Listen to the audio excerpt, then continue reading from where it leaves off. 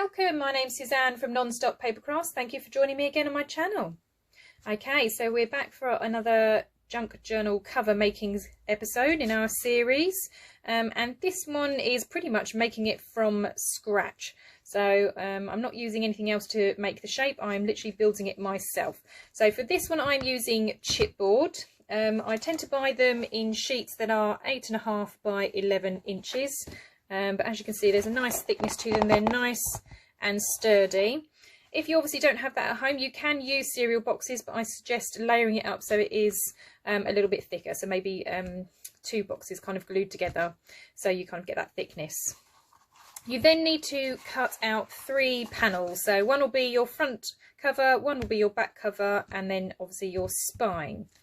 Now my front and back cover, I have trimmed these down to be 6.5 inches wide by 8.5 tall, and my spine is obviously 8.5 tall by 2.5 inches wide. This is wider than I would normally do a journal, only because this is going to be an album as well, so it will have photos put in it, and obviously photos are normally printed 6 by 4, so I needed to be able to fit them in comfortably landscape, if they are, yeah, a landscape photo. Right, apart from your chipboard or whatever cardboard you have available, you're going to need some papers to cover it. Now I tend to do a plain base first and then put any printed designs that I want on afterwards, but if you want to just straight away do a printed design, that is obviously entirely up to you. Now I've got 12 by 12 sheets here. They do have a design on the back, but it's not a design that I would particularly use or care for, so yeah, I don't mind that that's going to get covered up. Now normally when I make my albums, I normally cover them in black. I'm only doing white this time because, as I say, this is for somebody else and it's going to be for their wedding, so I wanted it in white. Okay, well the first step is to glue these 2 pieces together just so they are extended. So I'm going to move those out the way. And you can use whatever glue that you have. Because this is going on the cover, I would suggest something strong. So I've got a fast tack glue. And I'm just going to run up the edge.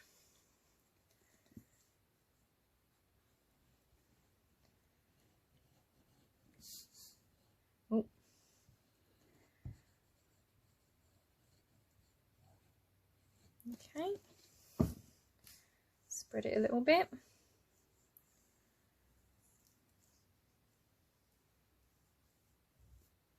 And then stick this piece on.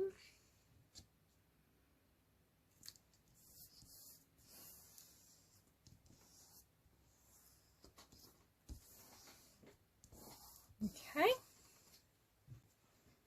Right, so once those bits are stuck together, I'm flipping over to the pattern side because obviously, like I said, as you can see, not something that I'm likely to use. And then all you need to do is kind of lay out your pieces. Let's get rid of that. So you want to leave about 1 inch, maybe just over, on the side and off the bottom. Sorry, let's move that up so you can actually see it. So off the side and off the bottom. And then you want to leave a slight gap in between your cover and your spine. So I would guesstimate, oh, maybe 2 or 3/8. Doesn't have to be much.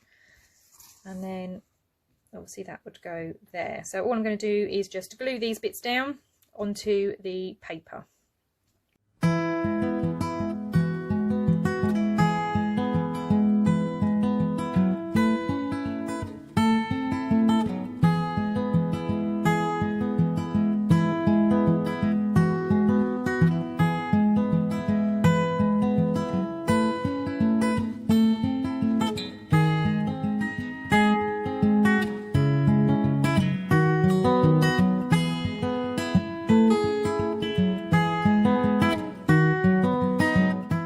Okay, and once they're all glued down, obviously I've got quite a lot of extra here, so all I'm going to do is just trim up the side and trim a little bit off the top, just so we've got, like I say, roughly 1 inch then going all the way around.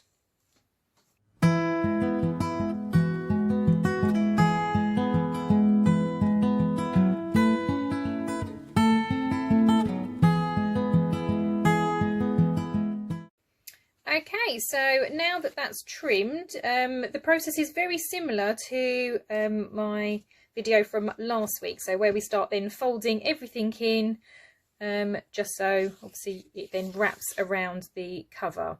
So same as last time, I am going to kind of cut an angle on each of the corners just to kind of stop the bulk in each corner. So I am going to cut off the edges and then, as I say, fold everything over, stick everything down. I am going to be using double-sided tape to stick the edges down. You can, of course, continue with wet glue.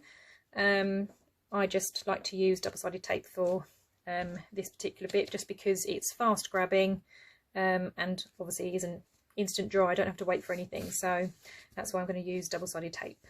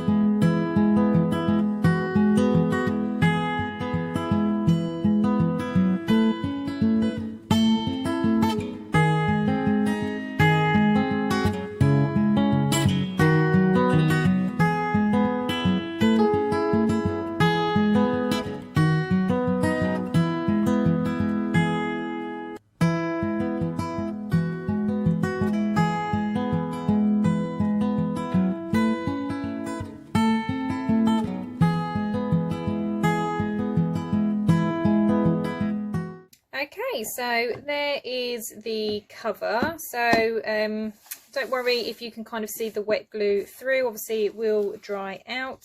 I did, even though I used double-sided tape, go over it with glue as well, just to obviously reinforce it. Those gaps that you've got there now make it really nice and easy for it to close, and you can see that they then just start to kind of touch as the album starts to close, which is absolutely perfect.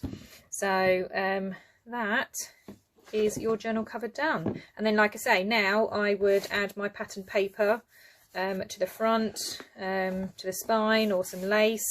You can put fabric on top of this, but you now have a template to start working with, and the same on the inside. So you can then obviously add your panels of whatever it is that you want to add, depends what theme you're going with. I'm not going to cover the inside just yet because this is going to be part album, like I said, so there's some extra bits that I need to do on the spine for mine. But yeah, this is now a blank canvas ready to be decorated. Well, I really hope that you found this useful. It's amazing, isn't it, what we can turn into a journal cover. So we started out with sheets of chipboard and we now have a nice sturdy hardcover journal. If you did find this video useful, please give it a like. If you are not already subscribed to the channel, then please also click the subscribe button. Make sure that you also click the bell as well, though, so you are notified of any more crafty videos. You can also find me on social media. Those links will be in the description below. As always, I'd like to thank you for your support in watching and subscribing. Thank you so much, everybody. Have a lovely crafty day. Bye bye now.